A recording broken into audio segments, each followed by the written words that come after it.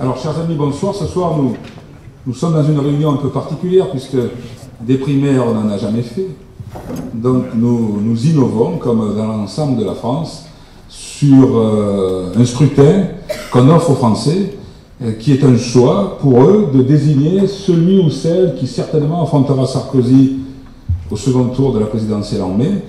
C'est une expérience à la fois compliquée pour expliquer les modalités de ce scrutin, mais en même temps, c'est une expérience enrichissante puisqu'on va voir les citoyens dans un moment où la politique, l'intérêt pour l'élection présidentielle n'est pas complètement à l'ordre du jour de leurs préoccupations, et on est en train de mener les uns les autres, de défricher un terrain qui est un peu inconnu, et pour nous-mêmes, militants de partis, avec des traditions qui sont les nôtres, où jusqu'à présent c'était les adhérents qui votaient, et puis je rappelle, des fois, avec les amis, on en rit, mais la seule fois où on a gagné la présidentielle, c'est quand le comité directeur du Parti socialiste avait désigné les candidats.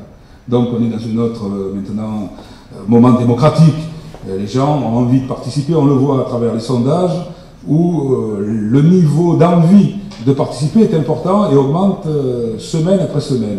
Ce qui veut dire que nous pouvons réussir des primaires qui seront un cru exceptionnel pour la démocratie. Alors, ça veut dire d'échanger, de le faire de manière très décontractée. On n'a pas d'ennemis dans cette primaire. Il y a des concurrents qui doivent se respecter les uns les autres, puisque après, celui ou celle qui restera devra assumer ce qui a été dit éventuellement en négatif par ses concurrents sur lui ou sur elle. Donc c'est pour ça qu'il faut garder son sang-froid.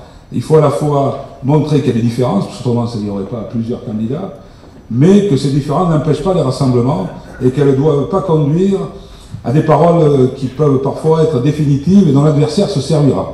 Nous l'avons vu il y a 5 ans, l'adversaire s'est largement servi pour affronter Ségolène Royal du climat un peu délétère de l'affrontement dans le parti. Donc ce soir, c'est une réunion en faveur de François Hollande avec Jean-Marc Ayrault, député maire de Nantes et président du groupe parlementaire à l'Assemblée, mais c'est aussi une réunion d'information et de formation sur la primaire, puisque vous allez découvrir, et nous aussi, cet objet qui est encore un peu, on a un peu de mal à identifier, la primaire citoyenne. Donc les bureaux de vote, il y en a plus d'une centaine, j'ai appris ça cet après-midi. On ne va pas voter dans les endroits traditionnels, on ne va pas voter dans les écoles où on a l'habitude, souvent un peu à côté, parfois de manière un peu plus éloignée, mais chaque canton aura son bureau de vote. Et maintenant, il faut expliquer aux gens que chacun d'entre eux peut participer à la primaire, peut choisir, et puis les faire se déplacer, et puis travailler comme nous travaillons quand nous sommes dans nos écoles, les jours de vote, ce que nous ferons d'ailleurs pour les présidentielles et les législatives au printemps prochain.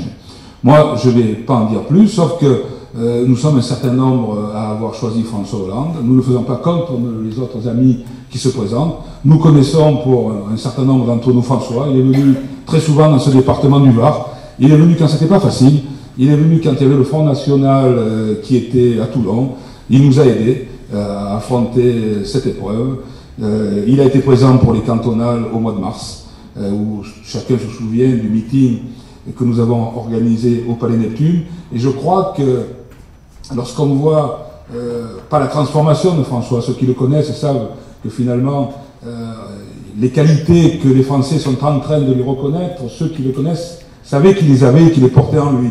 Notamment cette capacité d'orateur, son humour, que chacun connaît, mais aujourd'hui on voit que l'homme s'est densifié, qu'il a pris sur lui.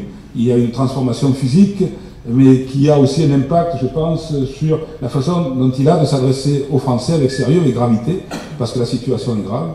On l'a vu encore cet après-midi avec les dernières informations venant du FMI. La croissance s'effondre dans l'Europe et dans les pays industrialisés. On nous prédit des taux de chômage très importants.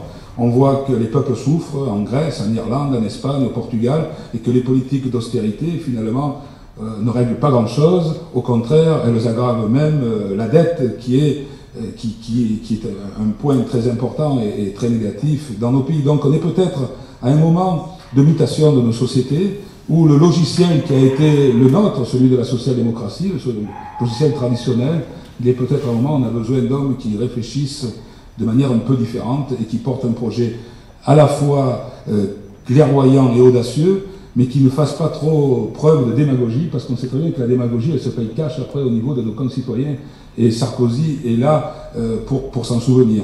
Promettre ce qu'on peut tenir, mais après tenir ce qu'on a promis. Je crois que c'est ce qu'il faut faire dans cette campagne, et c'est pour ça qu'on a besoin de gens qui vont affronter des tempêtes.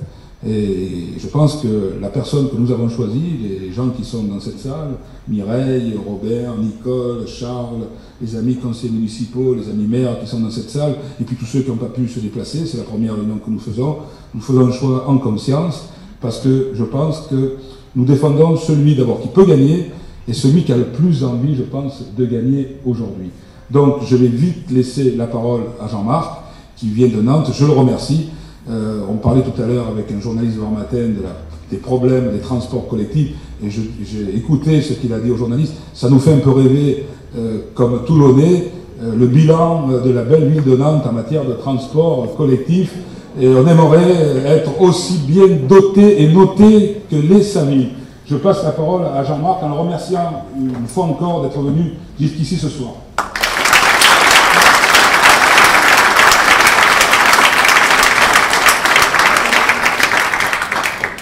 Chers amis, bonsoir. Merci Robert de nous accueillir très gentiment. Je suis très content d'être là.